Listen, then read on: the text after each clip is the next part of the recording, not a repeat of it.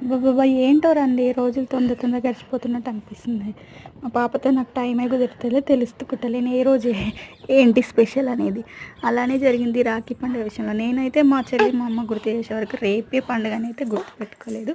అదే వరలక్ష్మి పూజ చేసిన రోజు అయితే ఇంకా 2 డేస్ ఉందనుకున్నాను. కానీ మళ్ళీ తెల్లారని తెలవదు. వాళ్ళు చెప్పినందుకు మార్నింగ్ అంతా హడావిడి ఇంక బయలుదేరిపోయాము. ఇక్కడికొచ్చేసాం. మా పాప చూడండి డ్రెస్ చేంజ్ చేసుకొని అమ్మమ్మ పైన కూర్చొని ఆడుతుంది ఇంకా.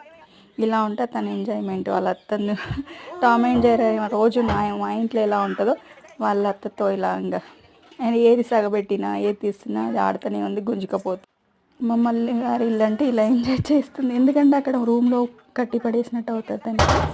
నన్ను టార్చర్ చేసినట్టు చేస్తది. ఇక్కడ ఆళ్ళ అత్తయ్యతో ఆడి అవన్నీ గిన్నెలు చెంచాలు సగబెట్టి గుంజుకపోయి ఆడుతుంది. ఈ వీడియో ఎలా అనిపించింది? మీకు కూడా ఇలానే జరుగుతదా? ఎప్పుడన్నా మర్చిపోయి అయితే లైక్ చేయండి, సబ్స్క్రైబ్ చేయండి అండి.